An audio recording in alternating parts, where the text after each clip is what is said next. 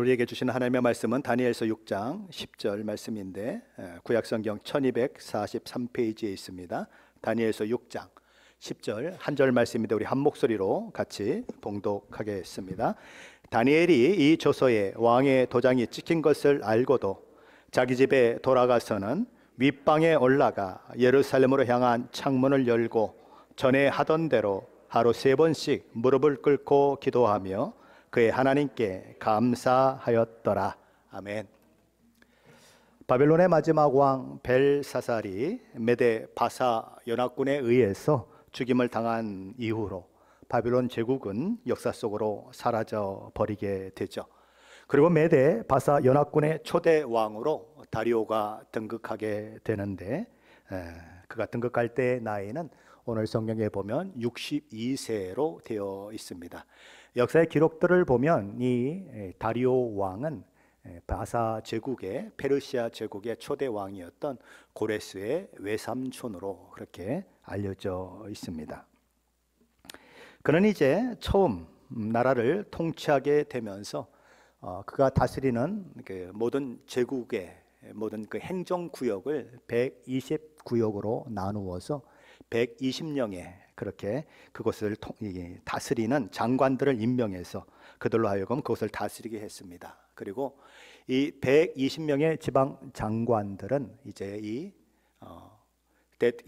왕의 그 궁전에 있는 세 총리에게 자기들의 모든 일들을 또 이렇게 보고도 하고 또 지시도 받게 해서 이렇게 제국이 잘 그렇게 운영이 될 수 있도록 해서 왕과 나라에 유익을 끼치는 그런 일들을 하게 만들었습니다. 그런 와중에 고령이었던 이 다니엘이 3명의 총리 중에 한 사람으로 지명이 되고 그래서 다시 이 다니엘이 정치의 그 아주 가장 그 치열한 그런 곳에 등장하는 그런 모습을 보이게 되는 것입니다. 다리오 왕은 왜 지금 거의 80대 중반이나 되어가고 있는 다니엘을 세 총리 중에 한 사람으로 임명하게 되었을까요? 그것은 그가 이미 다리오 왕 그 자신이 이 다니엘이 어떤 사람인 줄을 잘 알고 있었기 때문이죠. 그래서 자기 초기에 왕권을 강화하는 데 있어서 다니엘의 역할이 아주 클 것이다 라고 생각하며 그를 총리 중에 한 사람으로 그렇게 세우게 되는 것입니다. 3절 상반절 말씀을 보면 다니엘의 마음이 민첩하여 총리들과 고관들 위에 뛰어남으로 라고 기록하고 있습니다. 다니엘이 어떤 사람이었는가? 출중한 사람이었고 아주 비상한 사람이었다. 다른 모든 고관들을 능가할 만한 그런 사람이었다라는 것입니다.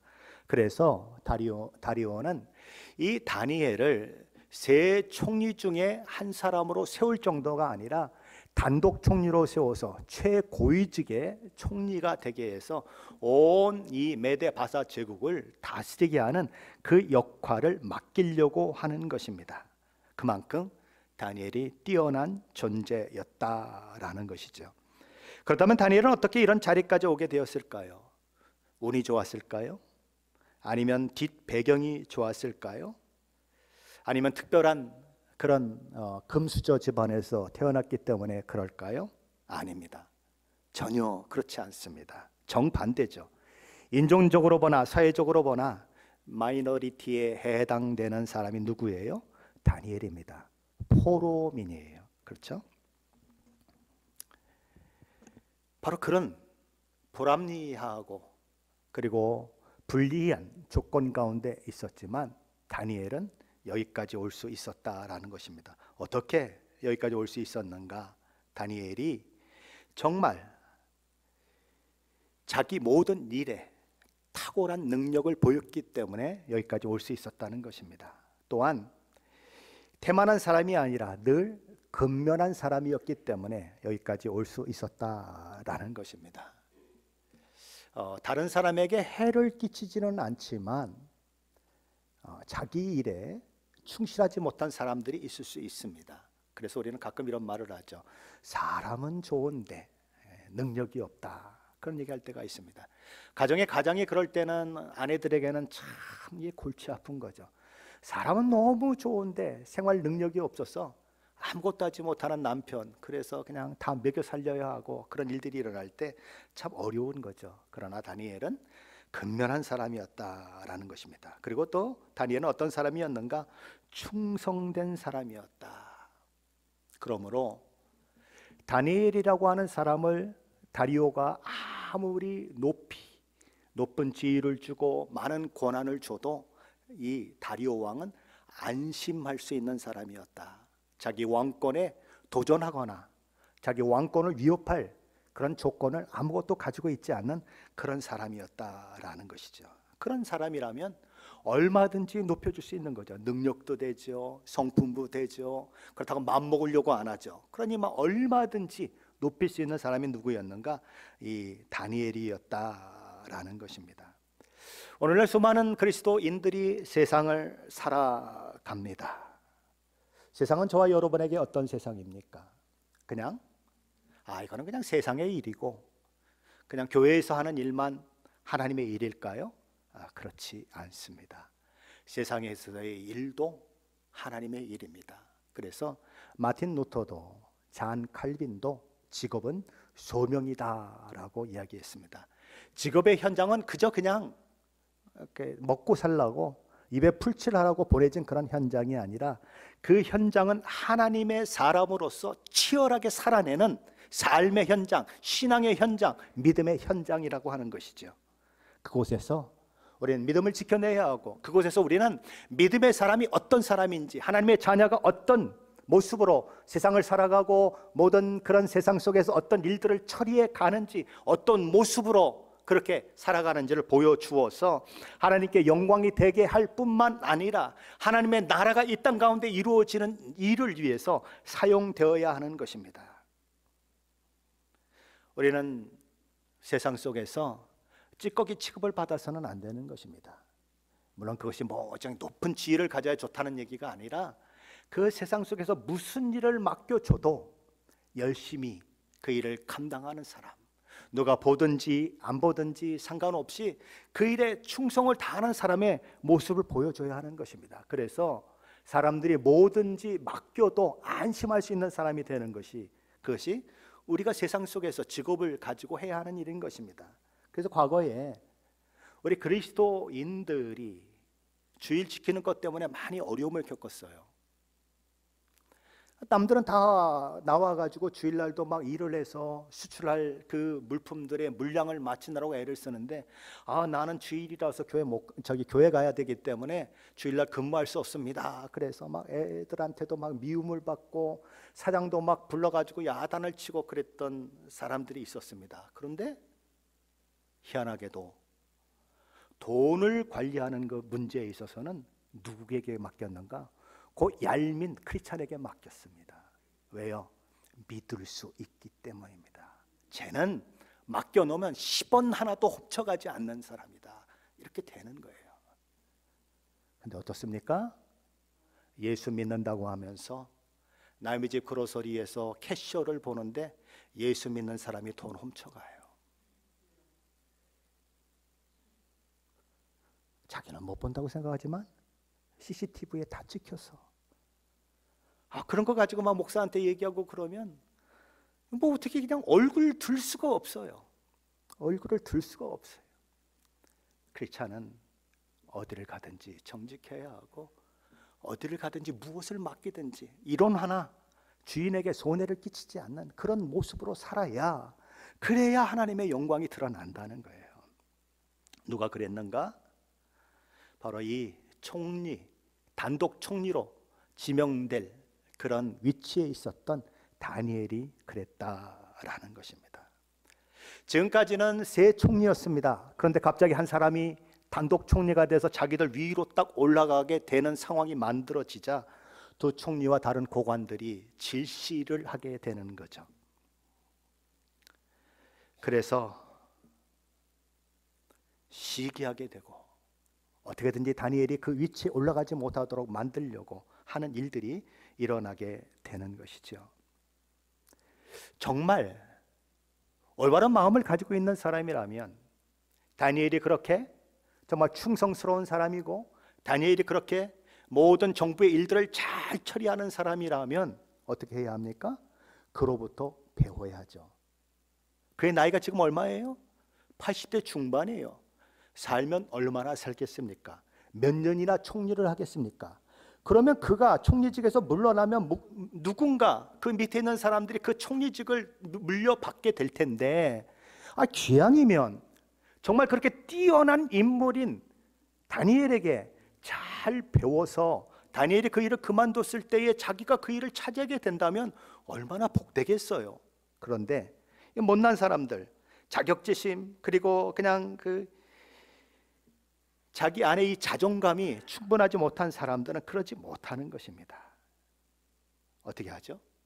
낮은 자존감과 심한 자격지심 때문에 그저 남을 깎아내리려고 하고, 그 사람이 올라가는 그 사닥다리를 발로 뻥 차가지고 떨어지게 만들려고 하고, 그런 모습을 보여요. 누가 그랬는가? 다니엘과 함께 그렇게 메데바사 제국을 섬겼던 고관들, 총리들이 그런 모습을 보였다는 것입니다. 그래서 함께 모여서 어떻게 하면 다니엘을 끌어내릴 수 있을까라고 하는 것을 궁리하게 되었고, 그래서 다니엘의 약점을 찾는 그런 모습을 보였다라는 것입니다. 무엇 때문에 이런 일을 하게 됩니까? 첫째는 시기심 때문이죠. 둘째는 다니엘이 메데 바사 제국 그 원주민들과는 다른 혈통과 그런 출처, 그 사람이기 때문에 그렇습니다. 출신이 다르다는 거죠. 그래서 그들이 얘기할 때 유다로부터 포로로 잡혀온 다니엘이다라고 얘기하는 것을 보게 되는 것입니다.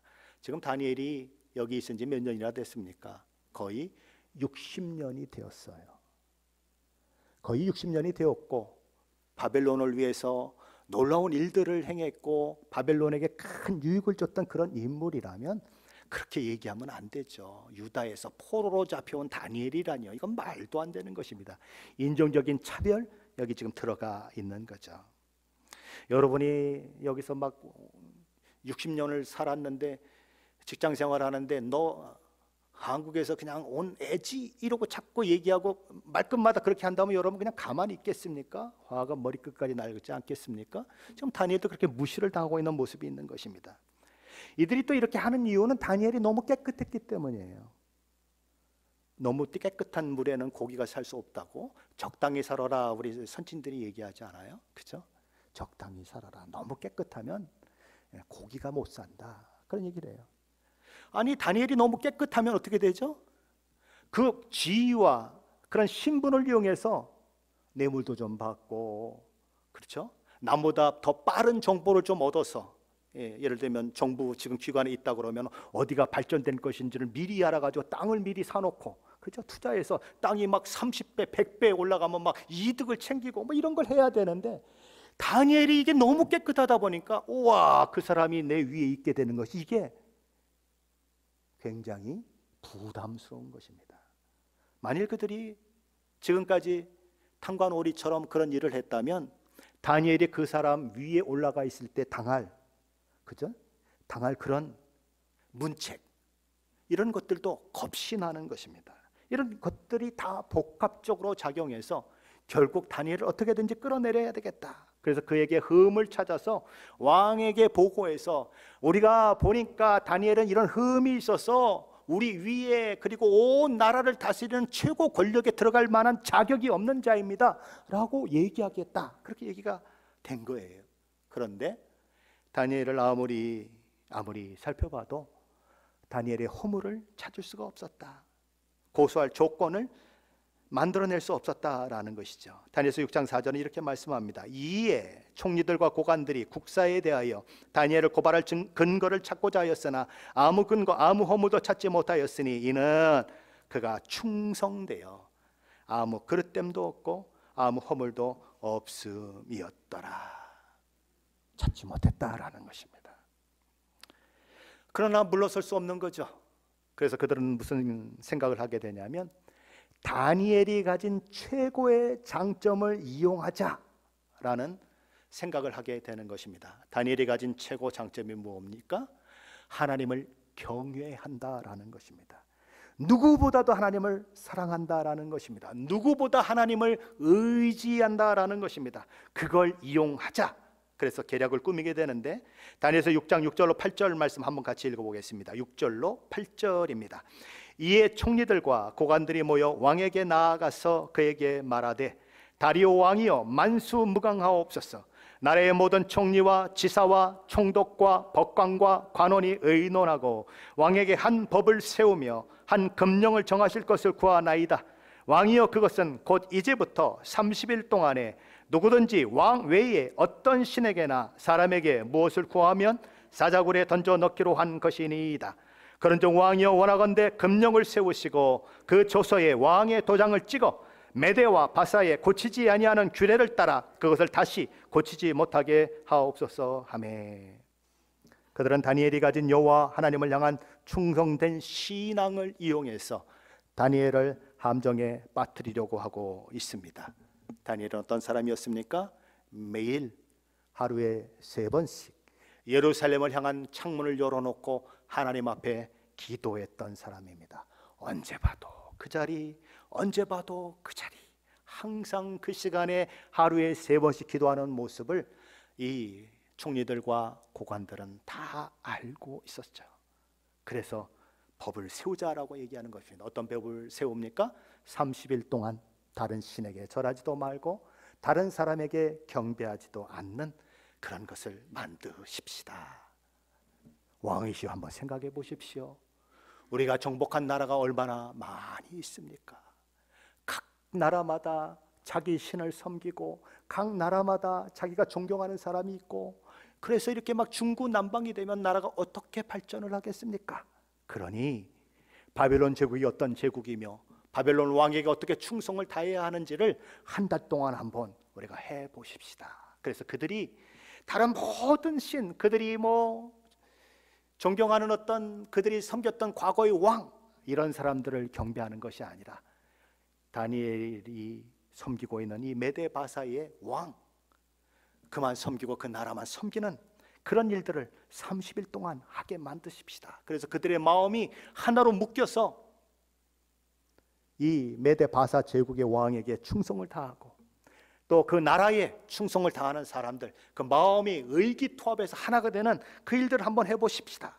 그렇게 얘기를 하는 거예요. 왕이 들으니까 그럴듯하지 않습니까? 이거 설마 다니엘을 잡으려고 그러린다고는 도무지 생각이 안 되고, 나라를 위하고 자기를 위한다고 하는 생각을 가지게 되니까 이 기분이 좋아지는 거죠. 그래서 그래, 그거 참 좋은 생각이다, 너희 생각대로 해라, 그러고 도장을 꽝 찍어주게 되었다라는 것입니다. 그래서 그 법령이 바로 시행되게 되는 거죠. 이제 30일 동안 아무도 다른 신에게 기도하거나 다른 신에게 절할 수 없습니다. 만약에 절하게 되면 사자굴 속에 던져져서 사자밥이 되는 그런 일들이 있게 되는 것이지요. 다니엘은 세 총리 중에 한 사람이었습니다. 그러니 이 모든 일을 알고 있었을까요? 몰랐을까요? 다 알고 있었죠. 그러면 그는 이제 어떻게 해야 합니까? 지금까지는 하루 3번씩 하나님 앞에 기도했는데 이제 그렇게 기도하면 사자밥이 된다는 법령이 내려진 것을 아는 입장에서 어떻게 해야 하느냐 하는 것이죠. 오늘 저와 여러분이 읽었던 10절 말씀은 이렇게 얘기합니다. 다니엘이 이 조서에 왕의 도장이 찍힌 것을 알고도 자기 집에 돌아가서 윗방에 올라가 예루살렘으로 향한 창문을 열고 전에 하던 대로 하루 3번씩 무릎 꿇고 기도하며 그의 하나님께 감사하였더라. 다니엘은 30일 동안 다른 신을 섬기거나 다른 왕을 경배하거나 그러면 사자굴에 던져져 사자밥이 된다고 하는 사실을 분명히 알고 있습니다. 그렇다면 굳이 그렇게 해야 할까요? 굳이 골방에서 기도하면 되지 2층으로 올라가서 다른 사람이 다 볼 수 있는 데서 기도해야 할 필요가 있을까요? 아니, 귀한 기도하는 거 6가지는 창문을 열어놓고 기도했다고 하더라도 창문을 닫고 기도하면 못 볼 거 아니에요. 근데 왜 굳이 창문을 열어놓고 보란 듯이 공개적으로 기도를 하느냐라는 것이죠. 우리는 다니엘이 무모했다라는 생각을 하게 되는 것이죠. 하지만 다니엘은 무모한 것이 아닙니다. 하나님을 경배하고 하나님을 섬기는 데 있어서 물러서지 않겠다라는 것입니다. 다니엘이 물러서면 어떻게 될까요? 문을 닫고 기도하면, 그래서 들키지 않으면 어떻게 될까요? 대적들의 그 나쁜 계획이 야 다니엘은 안 되겠다 그러고 걔들이 물러날까요? 아니죠. 다른 거를 또 만들어내겠죠. 그래서 또 물러났습니다. 그런 건 뭐 어떻게 합니까? 또 다른 거를 또 만들어내겠죠. 그러면 다니엘은 어떻게 됩니까? 계속 뒤로 한 발짝 한 발짝 물러나는 거예요. 계속 뒤로 밀리는 거예요. 끊임없이 밀리는 거예요. 오늘 이 시대가 아닙니까? 기독교인들이 교회가 조금 양보하고 물려주고 양보하고 물러나고 물러나니까 계속 뒤로 밀리는 거죠. 그래서 막 정부가 법을 만들고, 그렇죠? 엉뚱한 법을 만들고 하나님의 말씀과 다른 법을 만들어내고 그런 일들이 있는 거 아니에요. 왜요? 물러섰기 때문에 그래요. 우리가 물러서지 않으면 절대 그런 일이 일어나지 않아요. 그러나 교회들이 물러나는 거예요. 교단들이 물러나고 다 물러나는 거예요. 그러니까 엉뚱한 법들 만들어 놓고, 그래서 교회가 어려워지는 거 아닙니까? 그 설교 시간에도 말하기가 어려운 상황들이 만들어지고, 성경 말씀은 분명히 그렇게 얘기하고 있는데 이런 상황들이 만들어지는 거 아니에요. 다니엘은 물러서지 않는 것입니다. 한번 물러서면 계속 물러서야 하고 뒤로 뒷걸음쳐야 한다는 것을 너무나 잘 알고 있었기 때문에, 그리고 세상 모든 권위보다 하나님의 권위가 최고임을 드러내야 하기 때문에 그는 공개적으로 했던 그대로 창문을 열어놓고 기도하는 것입니다. 그는 어떻게 기도했습니까? 하루 3번 기도했습니다. 여러분은 하루 3번 기도합니까? 그럼요, 기도하죠. 아침 먹을 때 기도하고, 점심 먹을 때 기도하고, 저녁 먹을 때 기도하고. 다니엘은 둘째로 무릎 꿇고 기도했습니다. 그리고 하나님께 감사드리는 기도를 했습니다. 그리고 예루살렘의 창문을 열고 기도했습니다. 어떻게 보면 그가 기도하는 그 기도의 모습들은 평범한 기도예요. 우리가 할 수 있는 기도예요. 아주 단순한 기도인 것입니다. 그의 기도가, 그가 드린 하나님께 드렸던 그 기도가 다리오 왕을 어렵게 하거나 다리오 왕을 해하려는 그런 것으로 작용할 수 있을까요? 없죠. 아무런 해를 끼칠 것이 없습니다. 더구나 다니엘이 하나님 앞에 3번씩 기도할 때에 그가 섬기는 다리오 왕을 위해서 기도했을까요? 기도하지 않았을까요?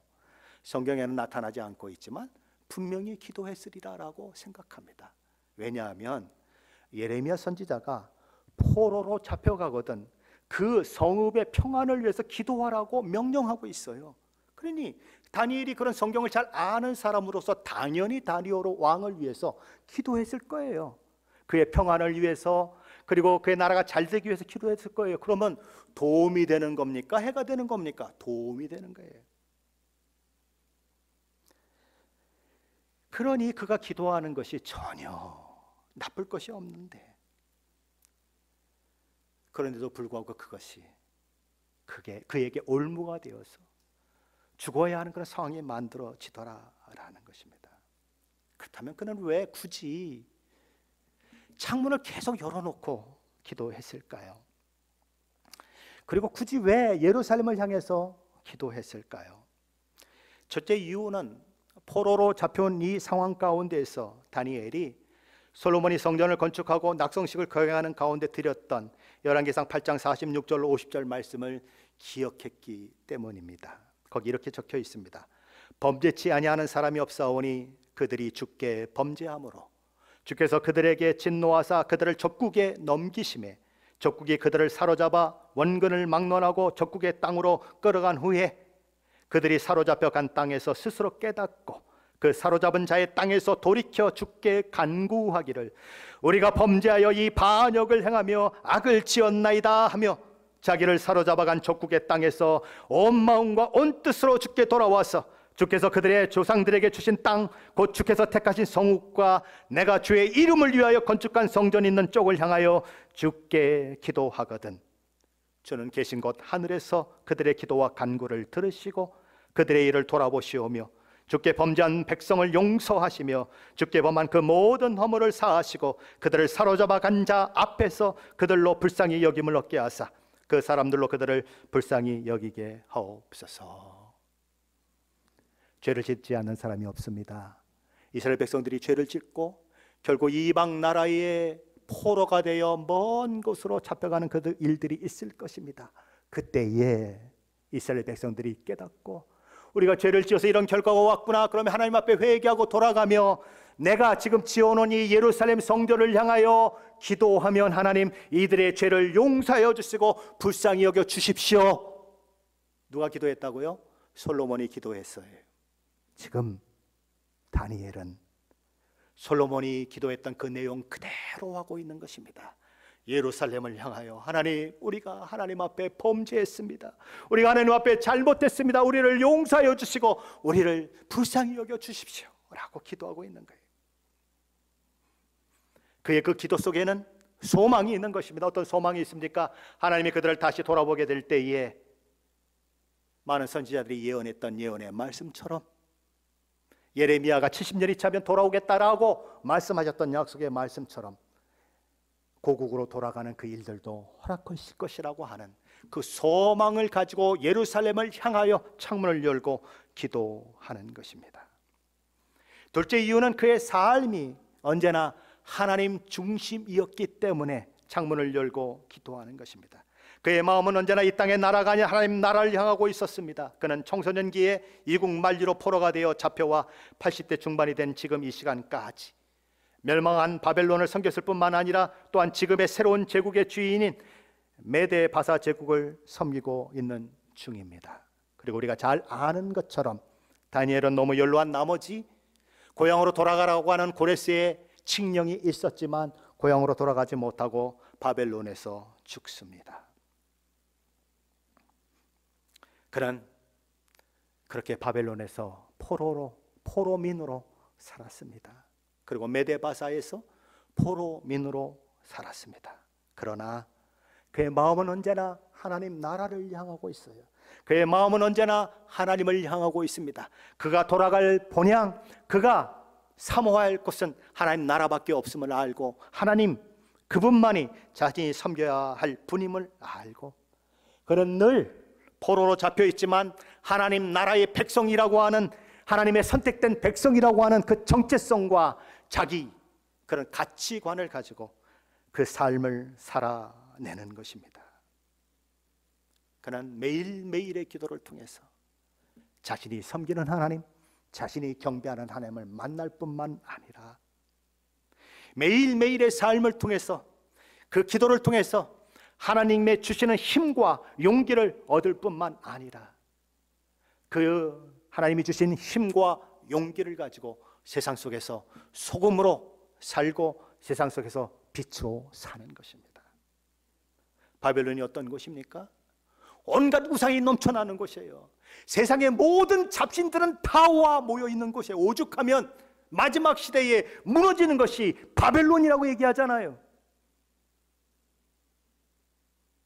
그 죄악이 만연하는 곳에서 온갖 잡신이 이루 헤아릴 수 없을 만큼 많은 그곳에서 그는 하나님 앞에 기도하며 자기 정체성을 잃어버리지 않는 것입니다. 나는 하나님의 사람이다. 나는 하나님의 백성이다.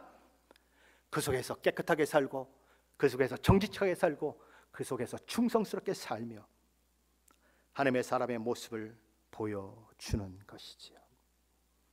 마치 아브라함과 이삭과 야곱과 모세와 같은 사람들이 더 나은 본향을 사모하며 이 땅의 나그네의 삶을 살면서 믿음을 지켜냈던 것처럼 다니엘은 그렇게 삶을 살아내고 있는 것입니다. 그에게 있어서 창문을 열고 하나님 앞에 기도하는 그 시간은 너무 즐겁고 너무 기쁘고 너무 복된 것이기 때문에 그 일을 포기하는 것은 자신의 목숨과도 바꿀 만큼 어려운 것이었어요. 다니엘은 창문을 열고 자기 기도를 하나님께 보낸 사람이 아니라 창문을 열고 자기 삶 가운데 하나님을 초청한 사람이에요. 하나님, 열어놓은 창문을 통하여 나의 삶 속으로 들어오십시오. 나의 모든 정황 속으로 하나님 들어오셔서 하나님의 일을 행하십시오. 하나님의 능력을 드러내십시오. 그의 열려진 창문은 하나님이 그 안으로 들어오는 그런 놀라운 창문이었던 거예요. 그러니 닫을 수가 없는 거예요. 하나님 없이 어떻게 살아요? 하나님의 은혜가 없이 어떻게 이 포로민의 삶을 살아요? 그러니 열어놓는 거예요. 하나님 오십시오. 들어오십시오. 얘기하는 거죠. 그러니 다니엘은 사자굴에 던져진다고 하는 법령이 만들어졌음을 알고도 하루에 3번씩 창문을 열고 하나님 앞에 기도하는데, 그 모습을 보고 기뻐하는 사람들이, 박수를 치는 사람들이 있는 것이죠. 다니엘을 올무로 잡으려고 했던 대적들이 그것을 보고는 너무 좋아하는 것입니다. 됐다, 이제 걸려들었다. 그래서 즉각 다리오 왕에게 달려가는 것입니다. 그리고 다리오 왕에게 그가 법령을 내렸던 것을 다시 상기시키는 것이죠. 12절입니다. 한번 같이 보죠. 12절입니다. 이에 그들이 나아가서 왕의 금령에 관하여 왕께 아뢰되, 왕이여, 왕이 이미 금령에 왕의 도장을 찍어서 이제부터 30일 동안에는 누구든지 왕 외에 어떤 신에게나 사람에게 구하면 사자굴에 던져 넣기로 하지 아니하였나이까 하니, 왕이 대답하여 이르되, 이 일이 확실하니 메대와 바사에 고치지 못하는 규례니라 하는지라. 그들은 그냥 다짜고짜 다니엘이 잘못했습니다라고 얘기하지 않습니다. 왕이 만든 법이 어떤 것인지에 대해 얘기하는 것입니다. 왕이 법을 만드셨지요? 만들었지. 30일 동안 아무에게도, 아무 신에게도 절하면 안 된다는 법을 만드셨지요? 만들었지. 그거 어기면 사자굴에 집어넣는다고 만드셨지요? 만들었지. 메대와 바사에 변경할 수 없는 법으로 만드셨지요? 내가 그렇게 했지. 빼도 박도 못하게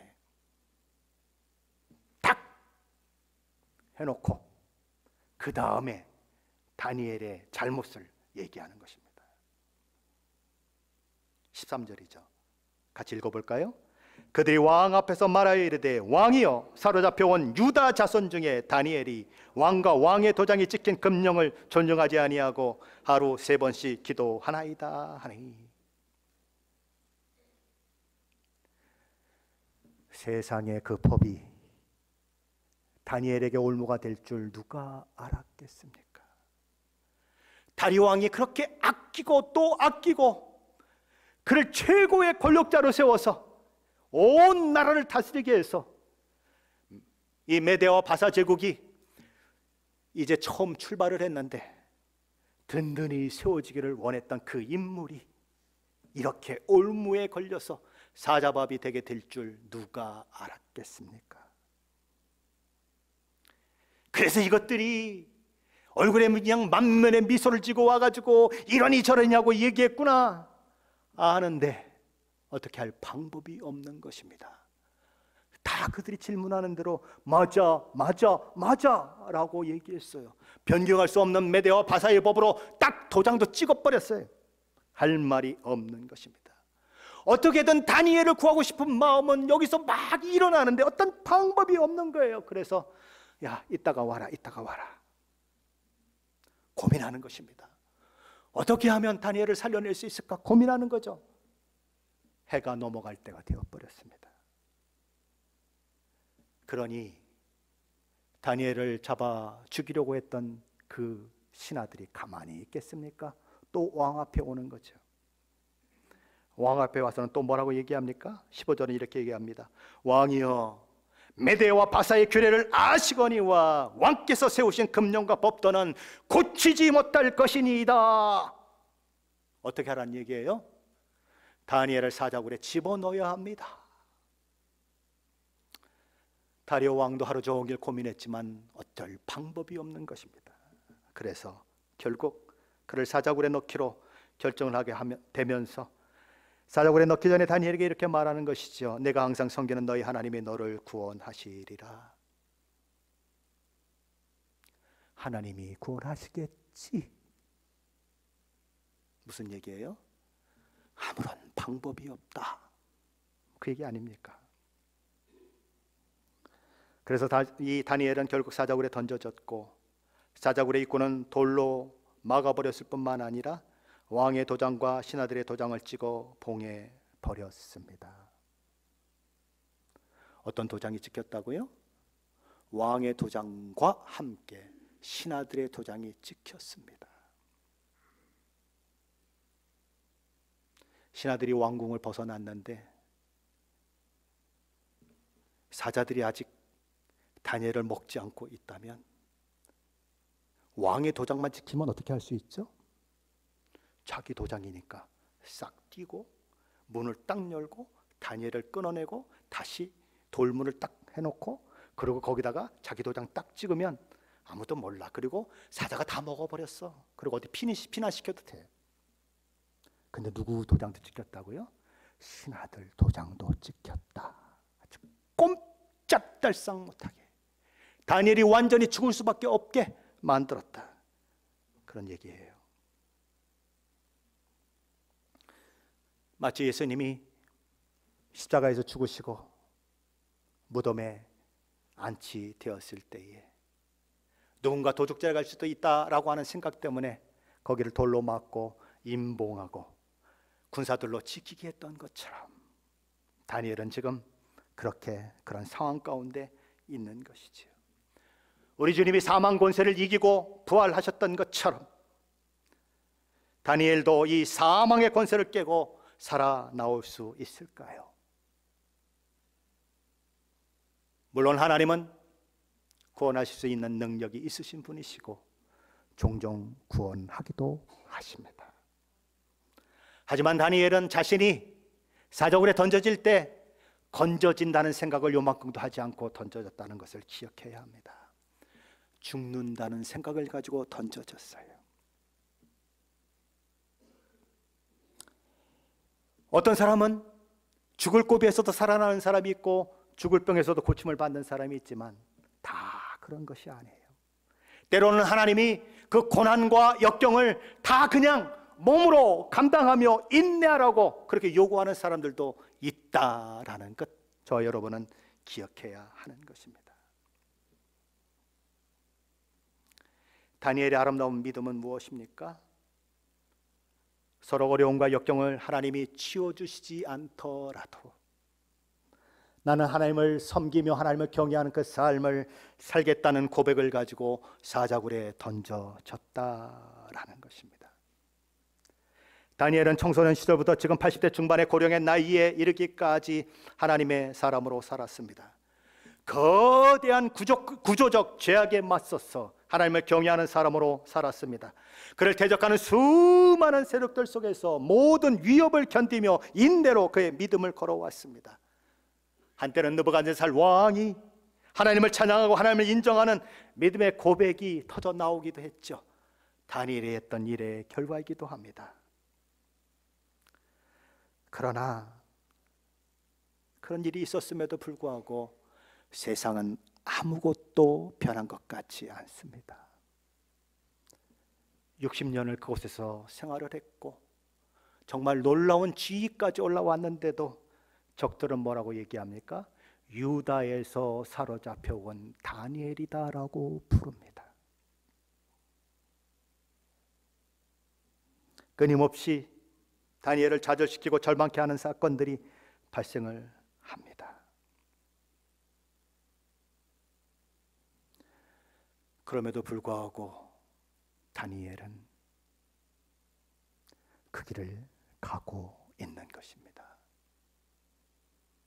고레스 왕이 너희 나라로 돌아가도 좋다라고 칙령을 내리지만 다니엘은 너무 연로해서 돌아가지 못하고 그 메데바사 제국에서 삶을 마감하게 되고 오늘날도 다니엘의 무덤이라고 불리우는 곳이 지금도 존재하고 있는 것이지요.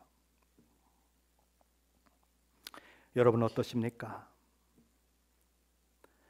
나의 온전함과 나의 신앙적 삶에도 불구하고 내가 하나님 앞에 정말 충성을 다했고 헌신했는데도 불구하고 가정이 변하는 것 같지 않을 때, 주변이 변하는 것 같지 않을 때 우리는 다니엘처럼 올곧게 그 길을 갈 수 있을까요?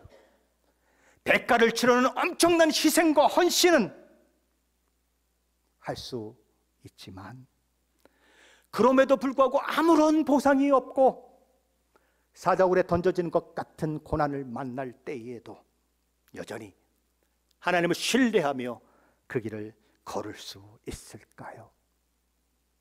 오늘 성령 하나님은 다니엘의 삶을 통해 저와 여러분에게 그 질문을 던지고 계신 것입니다.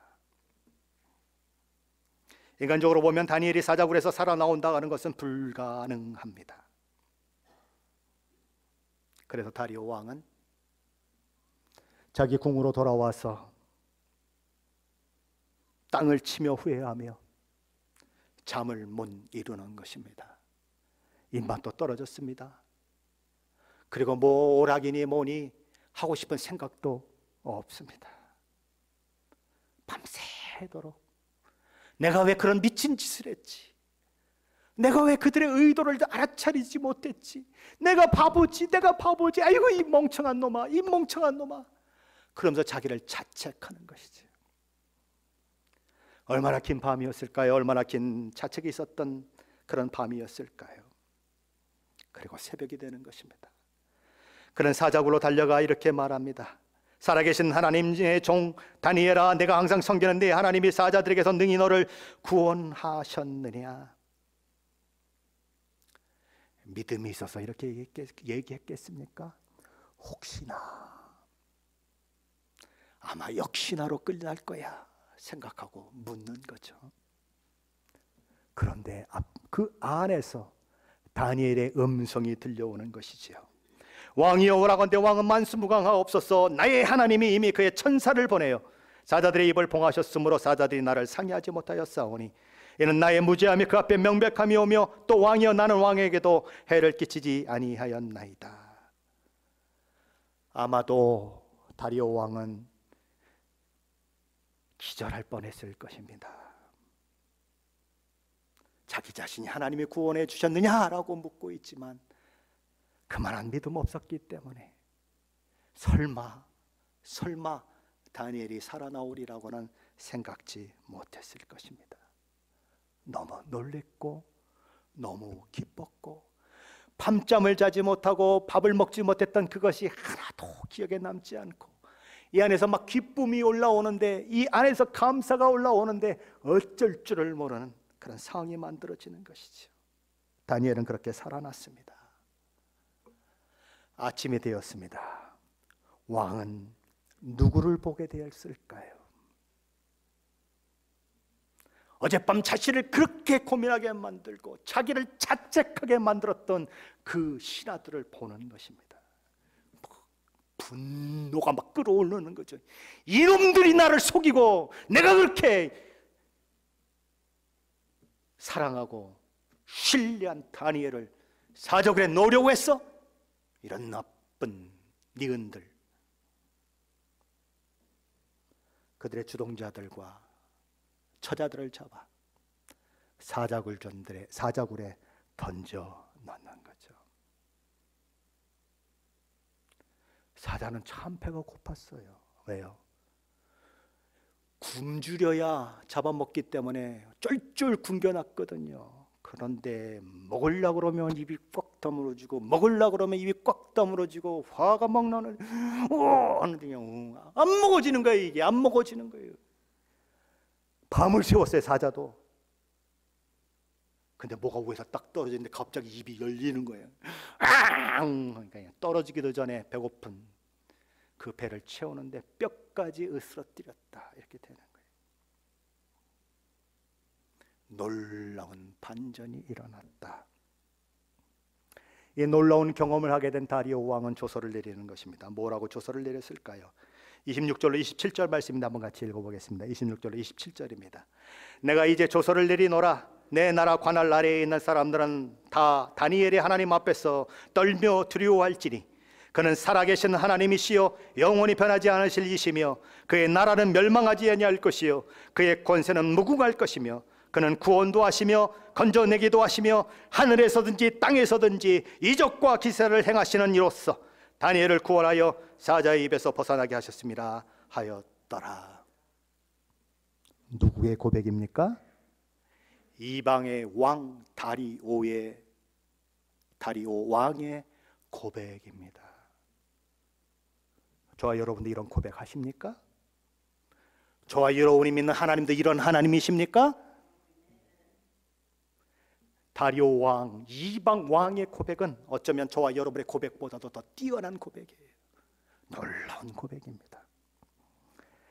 이어지는 28절은 이런 기록을 남기고 있습니다. 이 다니엘이 다리오 왕의 시대와 바사 사람 고레스 왕의 시대에 형통하였더라. 고레스는 자신이 왕이 되고 이스라엘 백성들을 고국으로 돌아가도 좋다라고 하는 칙령을 내립니다. 그 칙령이 지금도 기록으로 남아 있어요. 고레스의 실린더라고 하는 그것이 토판으로 되어 있는, 이게 원통형으로 되어 있는, 그러니까 우리로 말하면 이게 포도주 그 담는 거 보면 우회가 약간 이렇게 작고 배가 이렇게 불뚝이고 그다음에 이렇게 되죠. 그런 형태로 지금 남아 있어요. 박물관에 보관되어 있습니다.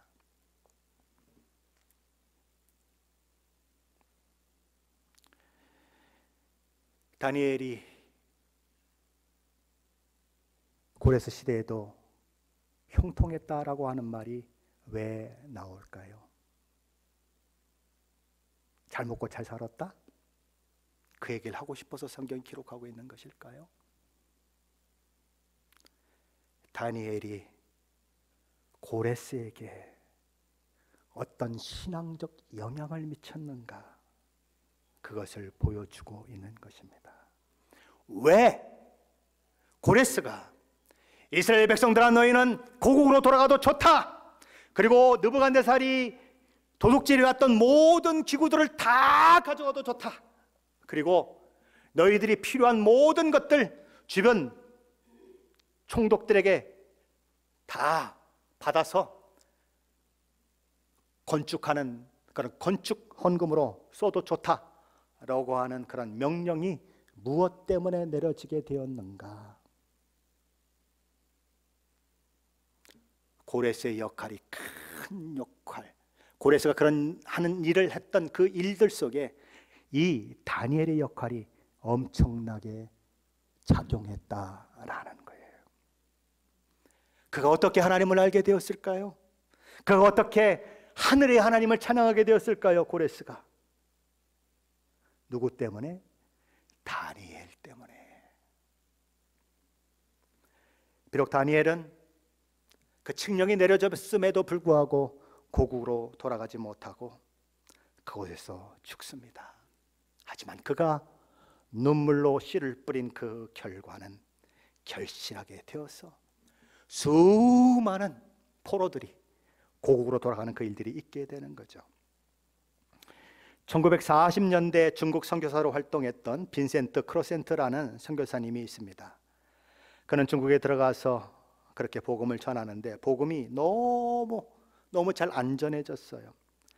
그래서 한참을 수고해서 겨우 몇 명이 그렇게 믿음을 갖게 되고 그걸 통해서 개척교회를 만들게 되었습니다. 그런데 9년 뒤인 1949년 공산당이 중국 본토를 점령하게 되면서 이 빈센트 크로센트 선교사 부부는 추방당했습니다. 자기가 선교지로 가서 몇 명의 믿는 사람들을 만들어내서 이제 교회를 겨우 개척을 해냈는데 공산당이 들어와서 핍박하고 어려움을 주는데 이 개척교회가 살아남을 수 있을까?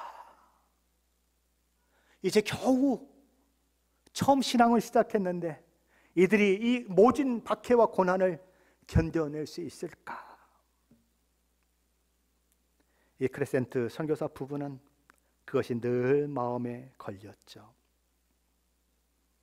그래서 그들은 중국을 향한 창문을 딱 열어놓고 무려 40년을 기도했습니다. 어떻게 하고요? 중국 방향의 창문을 열어놓고 40년을 기도했어요. 그러던 어느 날 외국인들에게 대해서 문호를 개방한다고 하는 그런 소식이 들리고 그래서 중국 땅을 다시 방문하고 자신이 섬겼던 선교지를 찾아가게 되는 것이지요. 개척교회는 있었을까요? 개척교회는 없었습니다. 대신에 4,000명이 모이는 큰 교회가 거기 세워져 있었습니다. 그리고 그 4,000명이 모이는 큰 교회가 그 주변에 10개의 교회를 개척했다고 하는 소식도 들었습니다. 그는 내가 개척한 그 몇 명 안 되는 그 개척교회가 살아남을 수 있을까 염려하면서 40년을 중국을 향한 문을 열어놓고 하나님 앞에 기도했습니다. 근데 그 기도의 결과는 놀라운 결과를 만들어냈다라는 거죠.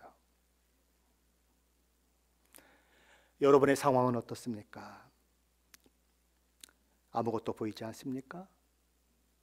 아무런 소망도 없어 보입니까? 아무리 노력해도 달라진 것이 없어 보입니까? 그래도 우리는 다니엘처럼 가야 합니다.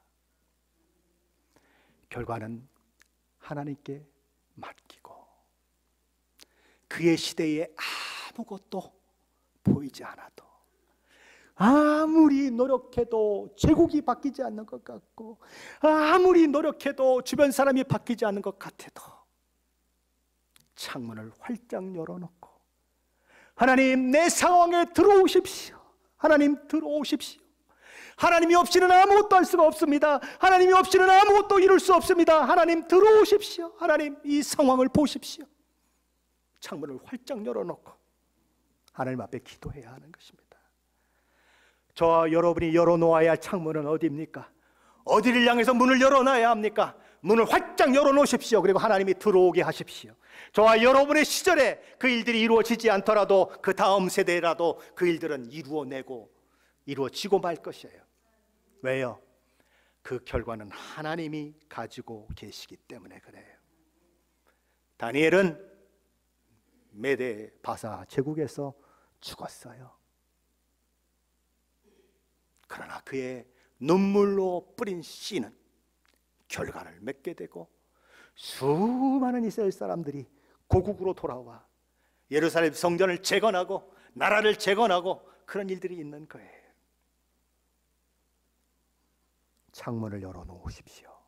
그리고 하나님이 그 창문을 통해서 저와 여러분의 상황에, 저와 여러분의 처지에, 저와 여러분의 고난에 그 일들 속에 들어오게 하십시오.